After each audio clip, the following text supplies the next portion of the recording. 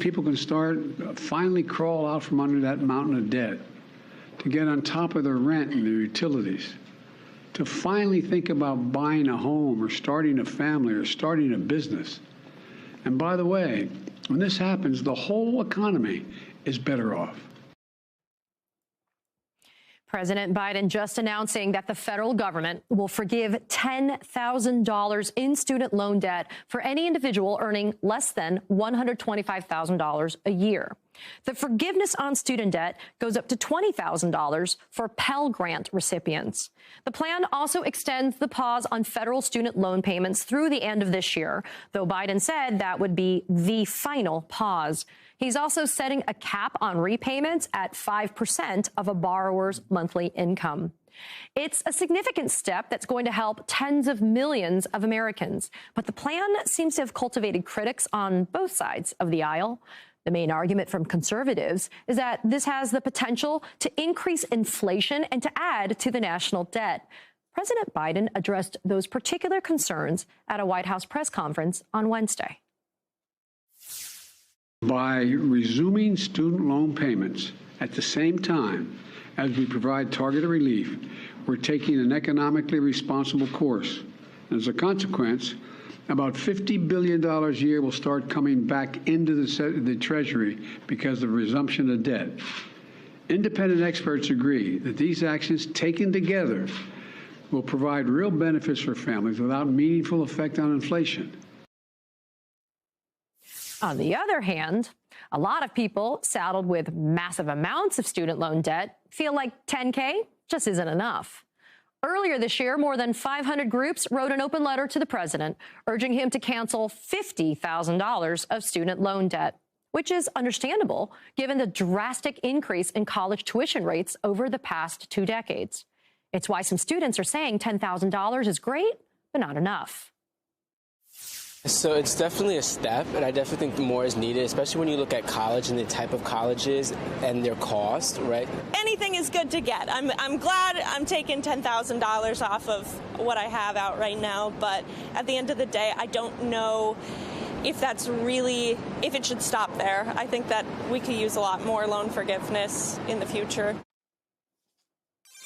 Joining me now to discuss all of this is Frederick Bell Jr. He's a programs and operations manager with The Debt Collective, a group that advocates for debt abolition. I'm so glad that you're able to join us today because this is a very real conversation because it impacts people on their bottom line.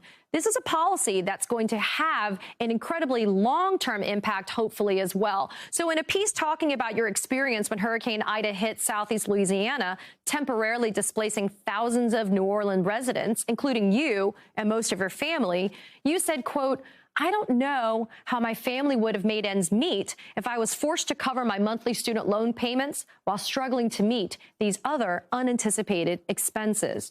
How much of a relief was Biden's student loan debt forgiveness announcement for you personally? I think it was a big relief. I think I hold tens of thousands of dollars of student loan debt, and so does people in my family. And so I think it was great to have that, $20K off my student loan debt, and it's going to allow me to, save a little bit more and to help my family out in times of need. But I do think that a little bit more could have been done, especially since he has the authority to cancel some debt. Why not cancel more or all of it?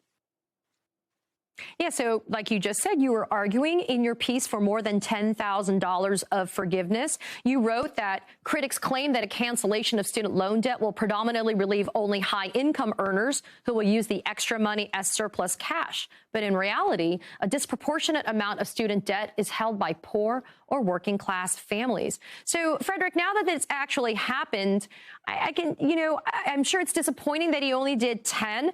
But how much farther do you think that the president should have gone? I think that a lot of these debts are unjust, and that's something the Debt Collective talks about.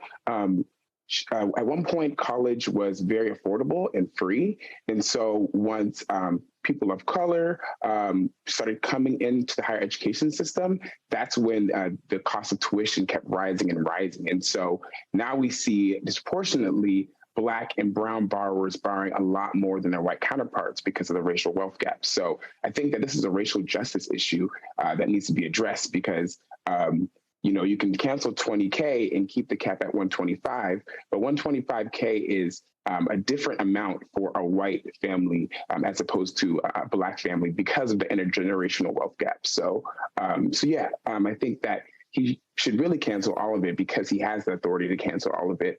And so we're going to keep fighting for that because this set a new precedent for the powers of the executive branch. You know, Frederick, there's an argument that's being advanced by critics of Biden's plan. They're claiming that this is unfair to people who already paid off their student debt or maybe never went to college at all. President Biden was asked that exact question yesterday. Let's take a quick listen. Mr. President, is this unfair to people who paid their student loans or chose not to take out loans? Is it fair to people who, in fact, do not own multi-billion-dollar businesses to see why these guys get them all tax breaks? Is that fair? What do you think? Frederick, what's your reaction to President Biden's answer to that question? I actually think the president was spot on here. I think that there's a lot of pushback on debt cancellation, but there wasn't that much pushback when folks who got PPP loans, who are the overwhelmingly rich, got their loans forgiven. So, I think that he was spot on that. And then also, you have to recognize that a lot of folks who have gotten their debts paid off might have went up to college 20 years ago, 25 years ago, when college was a lot more affordable. But I think the bottom line for this argument is, why would you let other people suffer if you suffered? You know, I know folks in my life that worked 2-3 jobs in order to pay their loans off or lived below their means to pay their loans off. So why not? Let's create better conditions for the future children that are going into the higher education system. You know, Frederick, a lot of people are saying, okay, great, thank you for the 10K or the 20K. The pause, though, on repayment is up in December of 2022. It doesn't address usurious interest rates. It doesn't address the predatory lending. And so you only are giving a reprieve. And then the repay has to kick back in. I know economists have looked at whether or not this is going to affect inflationary, status in the United States. And the reality is it's really not. But Frederick, how do you deal with the idea, though, that, again, this is just only kind of a salve on the wound? This is just only a Band-Aid on a hemorrhaging wound, because when repay kicks back in January of 2023, y'all are going to be back exactly where you started. Yeah, I think to address the inflation conversation, I mean, there's no cause for concern. There's plenty of research by a lot of economists that say that there will be a negligible amount of increase in inflation, very, very little.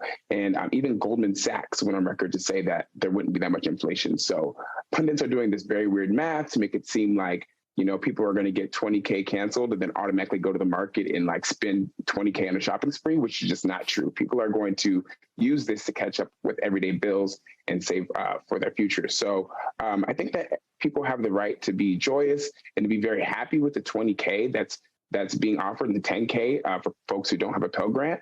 But I think that this has been a push. This has been a fight for debtors. And so we see that, you know, when debtors organize together, we can have these big wins on a large scale. And so this is only the start, and we're going to keep fighting for full cancellation. Frederick Bell Jr., thanks for being here and for sharing your insight. I appreciate it. Thanks, Katie.